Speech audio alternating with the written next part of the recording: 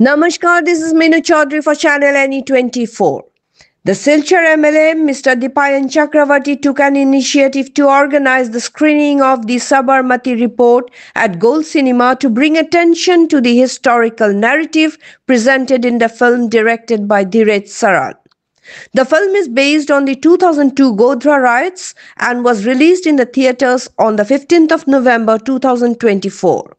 It features performances by Vikrant Masse, Rashi Khanna and Riddhi Dogra in lead roles.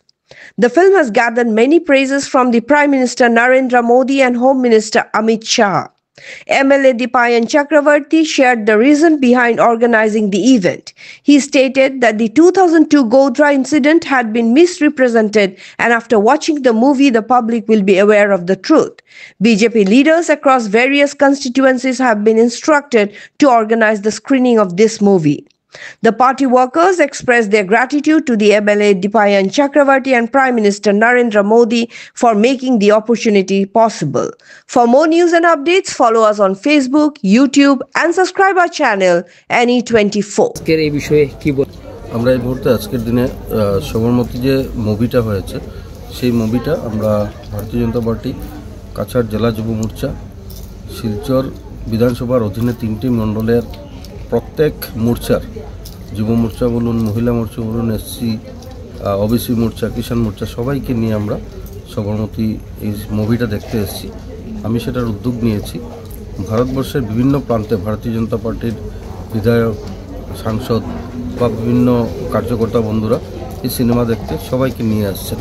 মূলত আপনারা লক্ষ্য করেছেন যে 2002 ইংরেজিতে যে সবরমতী যে ঘটনাটা ঘটেছিল সেটা অযোধ্যা থেকে আহমেদাবাদ যাওয়ার সময় আমরা লক্ষ্য করেছিলাম এই ট্রেনে জ্যান্ত মানুষকে জ্বালিয়ে দেওয়া হয়েছিল। আর তার পরবর্তীকালে যে ইতিহাস সেই ইতিহাস আমরা লক্ষ্য করি যতটুকু ভারতবর্ষের মানুষের এই ঘটনা সম্বন্ধে জানা উচিত ছিল কংগ্রেস শাসিত সরকারের সময় সেটা জানতে পারেনি। আমরা লক্ষ্য করেছি যে আজকের দিনে এই মুভিটা রিলিজ হয়েছে। এই মুভি রিলিজের মাধ্যমে আমি মনে করি আজকে আমাদের যে জেনারেশন বা ভবিষ্যতের যে জেনারেশন সেই জেনারেশনগুলো ভারতবর্ষের এই ঘটনাগুলো প্রকৃত অর্থে জানতে পারবে। আমি আন্তরিকভাবে ধন্যবাদ কৃতজ্ঞতা জ্ঞাপন করতে চাই আমাদের প্রধানমন্ত্রী নরেন্দ্র মোদীজিকে, যে বিশেষ করে আমরা লক্ষ্য করেছি 2014 ইংরেজিতে ভারতীয় জনতা পার্টির সরকার আসার পর যেভাবে কাশ্মীর ফাইলস বা সবরমতী এই যে সিনেমাগুলো মাধ্যমে ভারতবর্ষের যে ইতিহাস সেই ইতিহাসকে প্রধানমন্ত্রী নরেন্দ্র মোদীর সময় বিশেষ করে মানুষ জানতে পারছে। তার জন্য ওনাকে আন্তরিক ধন্যবাদ জ্ঞাপন করছি। আমি আপনাদের মাধ্যমে সকলকে অনুরোধ রাখছি যে এই জেনারেশনের সকলকে অন্ততপক্ষে যারা আমাদের নতুন প্রজন্ম যে ছেলেমেয়েরা রয়েছে তাদেরকে এই ইতিহাস অন্ততপক্ষে জানানো উচিত। আপনারা সবাই যাতে সকলকে নিয়ে আসতে পারেন তার জন্য আপনাদের মাধ্যমে এই অনুরোধ রাখছি।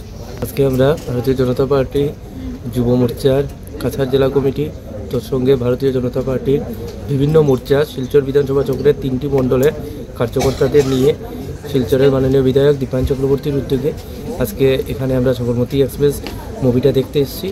দেখুন, আজকের এই মুভি দেখার মূল উদ্দেশ্যটা হচ্ছে যে আমাদের ইতিহাসকে কিভাবে বিকৃত করে আমাদের আগামী প্রজন্মকে বোঝানো হচ্ছে, তা বিকৃত করে কংগ্রেস শাসিত সরকার কিভাবে মিডিয়াকে বা অন্য অস্ত্রকে হাতে কাজে লাগিয়ে কিভাবে আমাদের ইতিহাসকে বিকৃত করেছে তা আমরা পড়াশোনা করছি এবং আমাদের ভবিষ্যৎ প্রজন্ম এই বিষয়েই জানতে পারছে। কিন্তু অরিজিনাল ফ্যাক্টটা কী আছে তা দেখানোর জন্য আজকের দিনে ভারতীয় জনতা পার্টির সরকার আসার পর বিভিন্ন সিনেমার মাধ্যমে আমরা দেখতে পাচ্ছি যে ভারতবর্ষের ইতিহাসকে কীভাবে বিকৃত করার কাজ কংগ্রেস শাসিত সরকার করেছিল।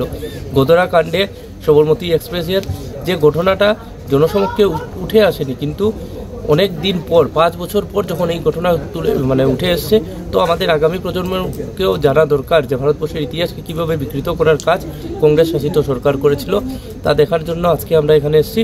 ভারতীয় জনতা পার্টির বিভিন্ন কার্যকর্তারা এখানে উপস্থিত হয়েছেন। এখানে আমি শিলচরের মাননীয় বিধায়ক দীপায়ন চক্রবর্তীকে অসংখ্য ধন্যবাদ জানাই। ওনার উদ্যোগে আজকে শিলচর বিধানসভা চক্রের কার্যকর্তাদের নিয়ে এই মুভিটা দেখার উনি আয়োজন করার জন্য ওনাকে বিশেষভাবে ধন্যবাদ জানাচ্ছি।